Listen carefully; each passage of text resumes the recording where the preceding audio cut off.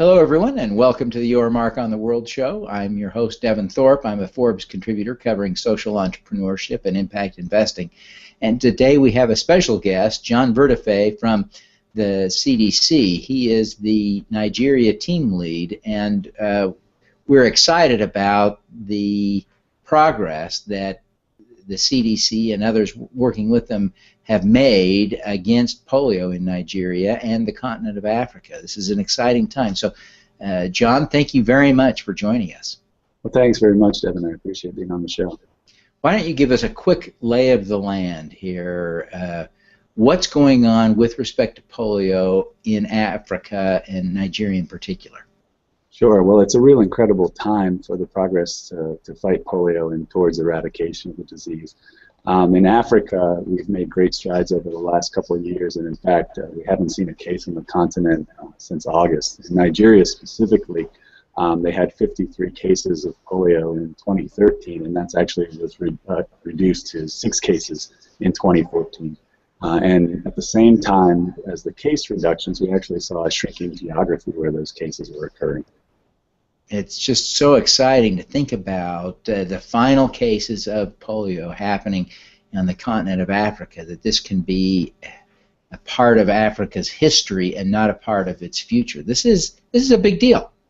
Oh, I agree. I think it's a real exciting time. I think what's really important is that while we take stock of these incredible gains and recognize how close we are to interrupting transmission, that we also continue to focus on the hard work that has to be done. In fact, we're all so excited about the lack of cases, and yet we must continue to be vigilant about really vaccinating and getting vaccine to every child out there for the next many months and several years. Well, it is the case, and so many of us lose sight of this. In fact, many Americans don't realize their kids are still being immunized against polio. And that's true all around the world, in Western Europe and throughout the developed world. Our kids are continuing to get these shots, and most of us are unaware of it. We think of, many people think of polio as being like smallpox, and yet it's vastly different, isn't it? Well, that's right. And what's also different is where we're at in the eradication program. I mean, smallpox was eradicated decades ago now, and we're on the cusp of doing something with polio, where we come to interrupting wild transmission, but there's incredible work to be done. And of course, we're talking right now about the African continent. We still do have to continue to push forward in the Eastern Mediterranean region as well. Yeah, there's a real problem with the transmission of the disease really out of Pakistan. It's impacting Afghanistan as well, but I think the cases are mostly coming out of Pakistan, but of course that's neither here nor there as we're talking about Nigeria today. But as long as there are kids with polio in Pakistan, we have to immunize the kids in Nigeria, right? That's correct. And I think even in the context of things, if you think about it, this has been an incredible push by the government of Nigeria to get as far as they have. There's been an effort. I think there have been over 24 immunization campaigns in the last 2 years. If you can imagine that, it's almost once a month. It's really every 6 weeks, every 4 to 6 weeks, we have a campaign where we go out and vaccinate about 20 million kids in the northern part of the country. That comes with incredible effort, but you can really see the gains. And so the focus now is being vigilant not to lose those gains.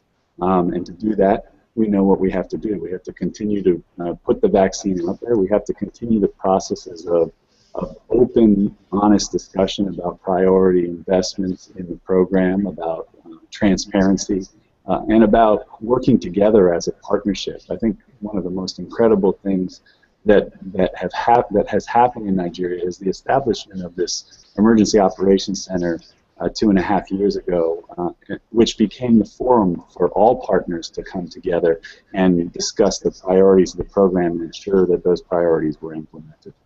So these gains have been real, and we see that in the reduction in disease. And now the goal is to continue to use the momentum we have to continue to vaccinate and to continue to get services out there.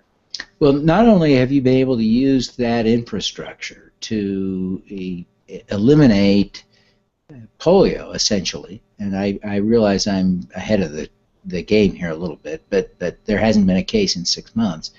But you also used it with some great success to tamp down Ebola when that first popped up in the country last summer. Yeah. Yeah, I mean, I think the story of Ebola in Nigeria was really a story of the government taking stock of recent successes that it's had and using the assets that it had at its disposal to respond quickly and effectively to Ebola. The success they'd seen in the Polio Emergency Operations Center and also with their Nigeria Centers for Disease Control were immediately applied to the Ebola response. And so very quickly they established an incident command structure in Lagos where the importation happened, and all the partners came around the table. So our teams with CDC, with WHO, with UNICEF, with Doctors Without Borders, were all convened by the government in this emergency center. And we're quickly able to identify what the priority goals were for developing contact tracing, and we were able to successfully keep Ebola to 20 cases. I think that anybody involved in that response would say that it was the quick action of the government combined with using assets like the Emergency Operations Center that they developed for responding to polio that really had an impact on that. It really is a remarkable case study and really is inspiring, and it demonstrates the importance of the work you're doing, not just because it goes beyond polio to impact the country in so many other ways, potentially. Now, let's talk a little bit about the Endgame strategy for Nigeria and Africa more broadly. This is of course, not everyone in Africa is poor, but it is sub-Saharan Africa especially is a very poor place in general, and there is so much work to do there. Describe the strategy for bringing the final crushing end to polio in that part of the world. Sure, I think it's a strategy of intense energy and focused effort on some very key goals. The first goal is to really ensure that we have interrupted wild-type transmission. We feel that we're on the cusp of that. Not seeing wild virus since August and in Nigeria since July is really incredible. Nigeria, of course, being the last endemic country in Africa, there's a special significance to not seeing cases in 6 months there. Immediately on the heels of that, we really do have to focus on this circulating vaccine-derived polio virus that has been popping up from place to place in the continent for quite a while. In particular, we've had 29 cases of vaccine-derived polio in Nigeria in 2014, and we'll really be focused on doing some trivalent vaccine rounds that include that antigen that addresses the vaccine strain to try and interrupt that vaccine virus transmission as well. In addition, we want to move to an inactivated polio vaccine, so IPV as it's called. And so the government of Nigeria has already taken steps to introduce IPV and has actually used it in several places in the country in an effort to make that final push towards interrupting wild type. But now, in early 2015, they'll introduce that to their routine immunization program as an effort to really bring immunity up quickly and also to move to that vaccine that does not have a virus in it that's active. So all of these are part of the endgame. I think the other big piece is the legacy. And so to eradicate polio is an enormous goal and an enormous gift to the world from everyone. To then use the infrastructure and the investments and the lessons that have been learned through that process and apply them to improving immunization and health infrastructure in the countries that have participated, and that's all countries around the globe, is the next big step. And so we're very actively looking at ways through the National Stop program, through the partnerships, to really ensure that the legacy of polio is not just the end of polio, but strengthened health systems. Great legacy to leave behind. As we talked, though, a little bit about implementing the IPV, I want to make sure that we drill down on the significance of that effort, because it seems to me that's a pretty significant change, because the IPV must be injected, right? That's correct. And so when we move to injectable vaccines are used in Africa and all the time. But the polio vaccine that's typically been used in much of the continent has been oral polio vaccine, which is easy to administer because you're putting drops of the vaccine in people's mouths. And so this will be a shift to an injectable vaccine, but you have a skilled workforce in many of these countries who are familiar with giving other vaccines that require injection.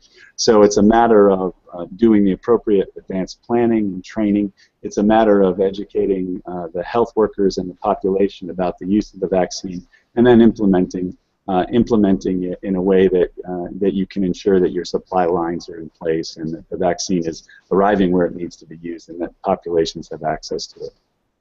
Is the IPV itself somewhat more durable? That's probably not the word you would use at the CDC, but having been in the field a couple of times, I've seen how apparently fragile the OPV is, that you have to maintain it at a cool temperature right up almost until the moment you give the dose.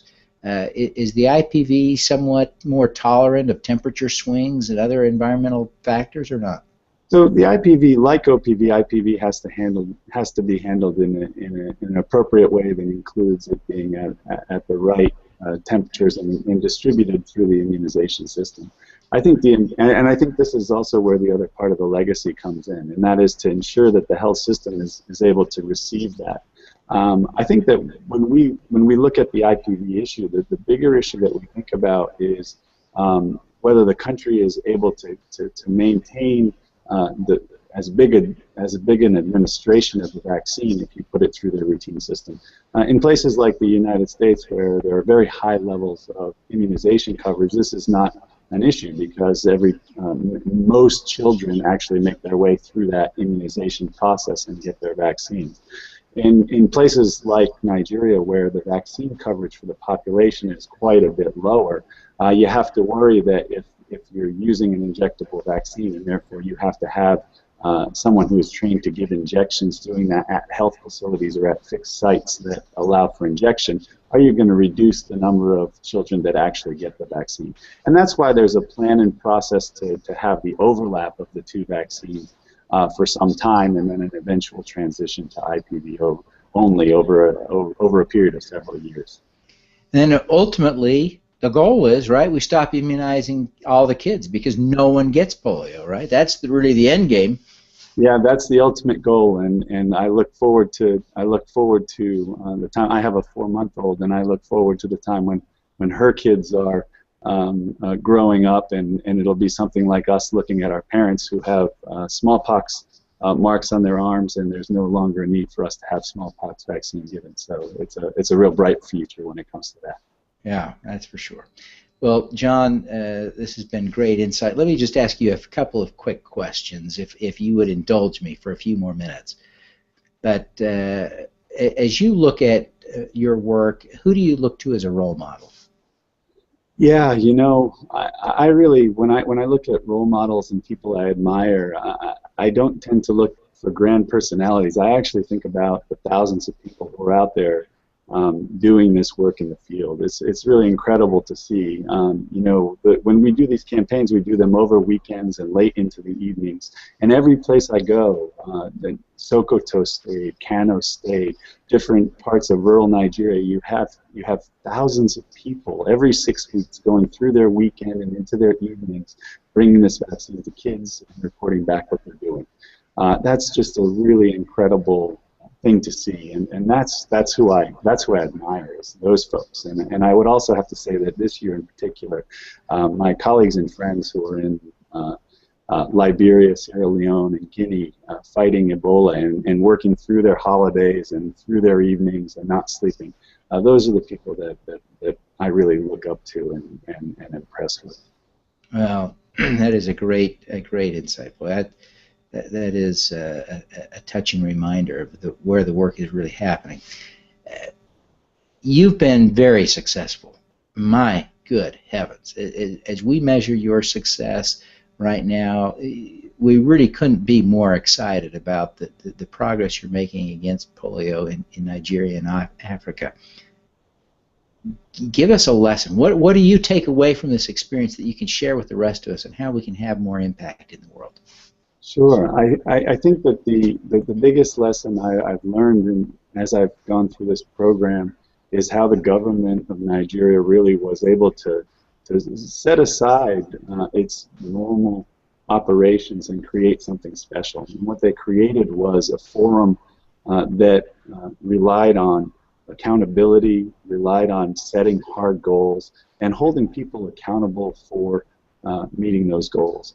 I think that's been really the turning point in their polio program.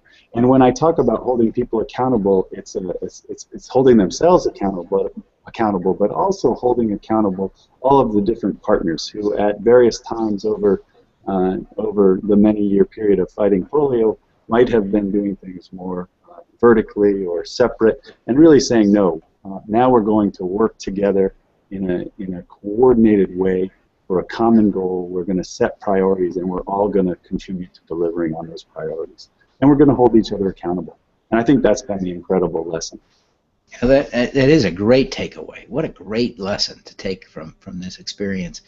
So let me ask you one final question. John, you're obviously a capable guy. You could be doing all kinds of different things, and some of them would probably pay a lot more money. Why are you doing this? Why do you care about ending polio in Nigeria and public health more broadly? Well, thanks for that question. I mean, I think that when I think about what drives me, it's identifying things that are hard to do but really worth doing. And this is one of those special things that you can go through a career, even through a career in public health, and see the end of a disease only once. And to be able to contribute to that, and to make sure that, in the same way I mentioned my 4-month-old, who's on my mind a lot, to make sure that people all over the world, parents all over the world, can take polio and set it aside and say, this is no longer something I have to worry about for my child. This is something that we've taken care of. The global community has come together and done this, and we don't have to worry about this anymore. To me, that's just a wonderful thing to be part of, and certainly is something that I value, and I think a lot of other people who contribute to this also really value. Yeah. Well, John, we are glad you value it, and we congratulate you on the progress that you've made, and certainly wish you every success in your effort to eliminate and eradicate polio in Africa. I know there will be people who are wanting to learn more about this. Where would you direct them? I would direct them to the Center for Global Health at CDC. Our website is wonderful, and there are contact informations on there that people can get in touch with us. Also, if you happen to be someone who reads the scientific literature, if you look in our morbidity and mortality weekly reports, there are contact information for those of us involved. Fantastic. Well, John, again, we thank you for being here and wish you every success. Well, thanks so much. I appreciate that. All righty. Let's do some good.